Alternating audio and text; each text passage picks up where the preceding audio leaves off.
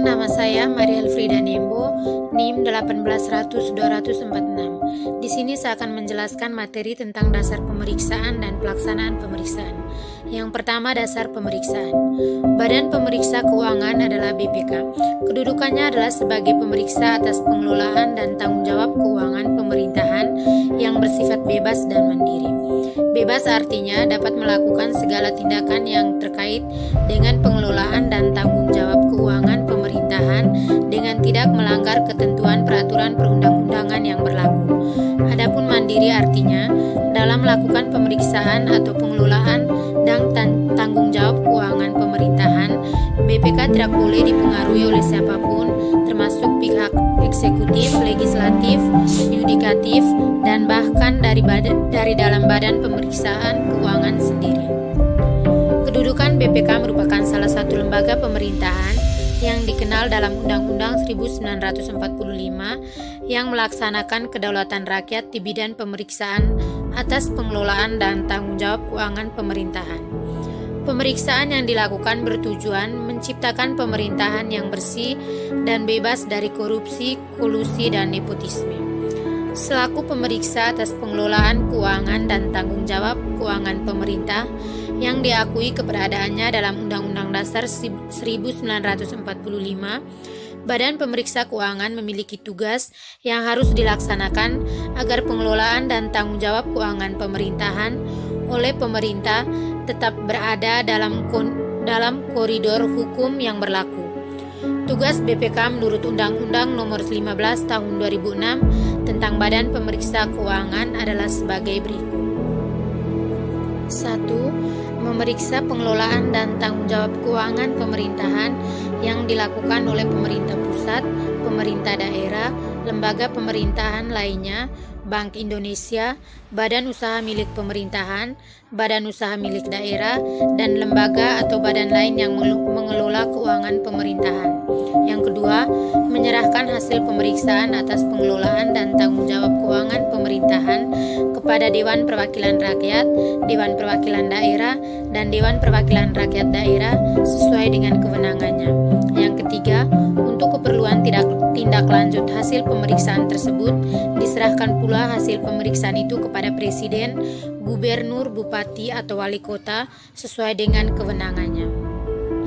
Wewenang BPK sebagaimana dimaksud dalam pasal 9 ayat 1 Undang-Undang Badan Pemeriksa Keuangan adalah 1. Menentukan objek pemeriksaan, merencanakan dan melaksanakan pemeriksaan, menentukan waktu dan metode pemeriksaan, serta menyusun dan menyajikan laporan pemeriksaan. Yang kedua, meminta keterangan dan atau dokumen yang wajib diberikan oleh setiap orang, unit organisasi pemerintahan pusat, pemerintah daerah, lembaga pemerintah lainnya, Bank Indonesia, badan usaha milik pemerintahan, badan usaha milik daerah, dan lembaga atau badan lain yang mengelola keuangan pemerintahan. Yang ketiga, melakukan pemeriksaan di tempat penyimpanan uang dan barang milik pemerintahan, di tempat pelaksanaan kegiatan, pembukuan dan tata usaha keuangan pemerintahan. Yang keempat, menetapkan jenis dokumen, data, serta informasi mengenai pengelolaan dan tanggung jawab keuangan pemerintahan yang wajib disampaikan kepada BPK. Yang kelima, menetapkan standar pemeriksa keuangan pemerintah setelah konsultasi dengan pemerintah pusat, pemerintah daerah yang wajib digunakan dalam pemeriksaan pengelolaan dan tanggung jawab keuangan pemerintahan. Yang keenam, menetapkan kode etik pemeriksaan pengelolaan dan tanggung jawab keuangan pemerintahan. Yang ketujuh, menggunakan tenaga ahli dan atau tenaga pemeriksa di luar Badan Pemeriksa Keuangan yang bekerja untuk dan atas nama Badan Pemeriksa Keuangan. Yang kedelapan, membina jabatan fungsional pemeriksa. Yang kesembilan, memberi pertimbangan atas standar akuntansi pemerintah. Yang kesepuluh, memberi pertimbangan atas rancangan sistem pengendalian intern pemerintah pusat atau pemerintah daerah sebelum ditetapkan oleh pemerintah pusat atau pemerintah daerah. Yang kesebelas, menilai dan atau menetapkan jumlah kerugian pemerintah yang diakibatkan oleh perbuatan melawan hukum. Yang ke-12, menetapkan pihak yang berkewajiban membayar ganti kerugian dengan keputusannya. Yang ke-13, dapat memberikan pendapat kepada Dewan Perwakilan Rakyat, Dewan Perwakilan Daerah, dan Dewan Perwakilan Rakyat Daerah, pemerintah pusat atau pemerintah daerah, lembaga pemerintahan lain, Bank Indonesia, badan usaha milik pemerintahan, badan usaha milik daerah, yayasan dan lembaga atau badan lain yang diperlukan karena sifat pekerjaannya. Yang kedua, pelaksanaan pemeriksaan. Sebelum dilakukan pemeriksaan, BPK menentukan objek pemeriksaan, perencanaan dan pelaksanaan pemeriksaan, penentuan waktu dan metode pemeriksaan, serta penyusunan dan penyajian laporan pemeriksaan dilakukan secara bebas dan mandiri. Ketika pemeriksaan berlangsung, terhadap pengelolaan keuangan pemerintahan dan tanggung jawab keuangan pemerintahan, pemeriksa dapat 1. Meminta dokumen yang wajib disampaikan oleh pejabat atau pihak lain yang berkaitan dengan pelaksanaan pengelolaan keuangan pemerintahan dan tanggung jawab keuangan pemerintahan.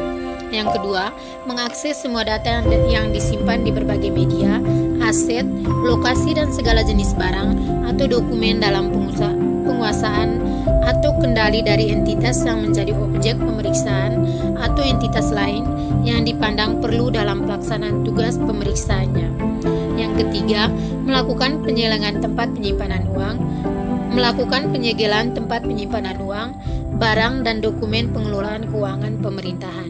Yang keempat, meminta keterangan kepada seseorang. Yang kelima, memotret, merekam dan atau mengambil sampel sebagai alat bantu pemeriksaan. Perkenalkan, nama saya Yolanda Lakapu dari kelompok 12 akan menjelaskan mengenai jenis pemeriksaan dan tanggung jawab pemeriksa. Langsung saja, yang pertama, jenis pemeriksaan. Jenis pemeriksaan terdiri atas sebagai berikut. Yang pertama, pemeriksaan keuangan. Pemeriksaan keuangan adalah pemeriksaan atas laporan keuangan. Pemeriksaan keuangan bertujuan untuk memberikan keyakinan yang memadai mengenai laporan keuangan apakah telah disajikan secara benar. Penyajian ini mencakup semua hal yang material sesuai dengan prinsip akuntansi yang berlaku umum di Indonesia atau basis akuntansi komprehensif selain prinsip akuntansi yang berlaku umum tersebut. Yang kedua adalah pemeriksaan kinerja. Pemeriksaan kinerja adalah pemeriksaan atas pengelolaan keuangan pemerintah yang terdiri atas pemeriksaan aspek ekonomi dan efisiensi serta pemeriksaan aspek ekonomis. Dalam melakukan pemeriksaan kinerja, pemeriksa juga menguji kepatuhan terhadap ketentuan-ketentuan peraturan perundang-undangan serta pengendalian intern.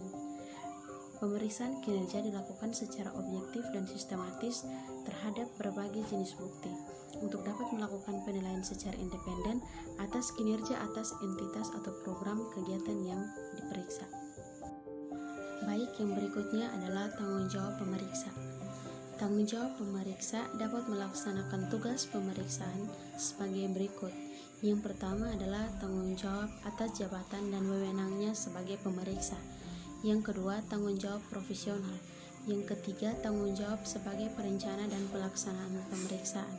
Yang keempat, tanggung jawab pelayanan publik.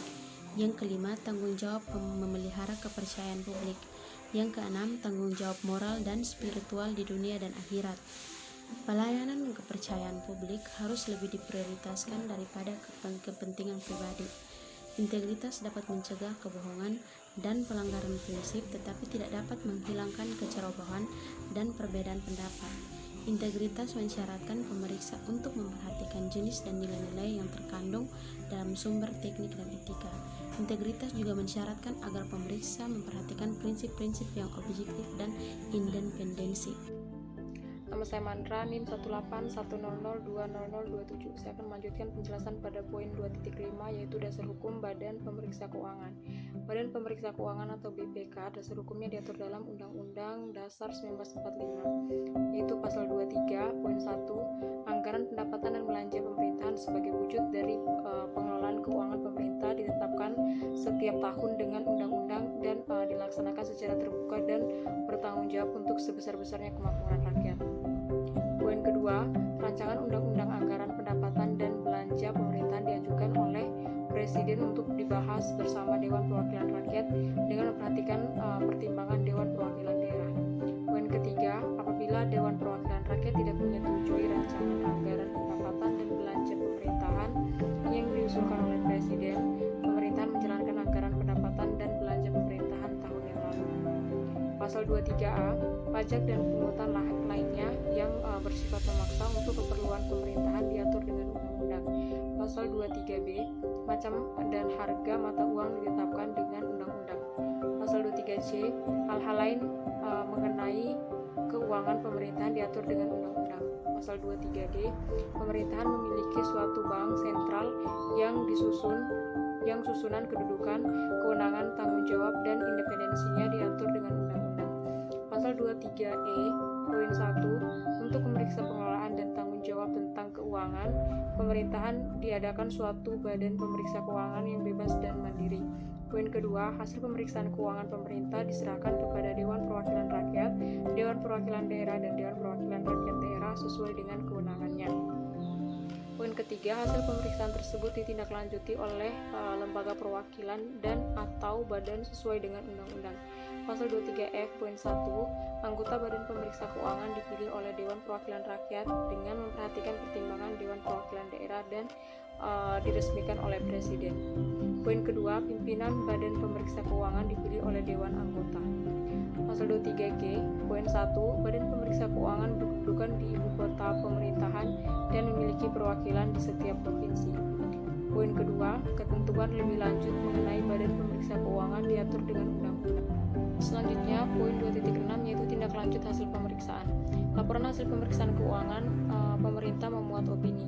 Opini merupakan pernyataan profesional pemeriksa mengenai kewajaran informasi keuangan yang disajikan dalam laporan keuangan yang didasarkan kepada kriteria, yaitu yang pertama, kesesuaian dengan standar akuntansi pemerintahan, kedua, kecukupan pengungkapan, yang ketiga, kepatuhan terhadap peraturan perundang-undangan yang berlaku, dan yang keempat, efektivitas sistem pengendalian intern. Ada 4 jenis opini yang dapat diberikan oleh pemeriksa setelah melakukan pemeriksaan, yaitu yang pertama, opini wajar tanpa pengecualian, yang kedua, opini wajar dengan pengecualian, yang ketiga, opini tidak wajar, dan yang keempat, pernyataan menolak pemberian opini. Laporan hasil pemeriksaan yang telah disampaikan kepada Dewan Perwakilan Rakyat, Dewan Perwakilan Daerah, dan Dewan Perwakilan Rakyat Daerah dinyatakan terbuka untuk umum. Hal ini berarti bahwa laporan tersebut dapat diperoleh dan atau diakses oleh masyarakat. Laporan hasil pemeriksaan tersebut tidak termasuk laporan yang memuat rahasia pemerintahan yang diatur dalam ketentuan peraturan perundang-undangan yang berlaku. Perlindungan terhadap rahasia pemerintahan yang termuat dalam laporan hasil pemeriksaan merupakan tindakan yang sah agar pemerintah berada dalam keadaan stabil dari gangguan baik dari dalam negeri maupun dari luar negeri.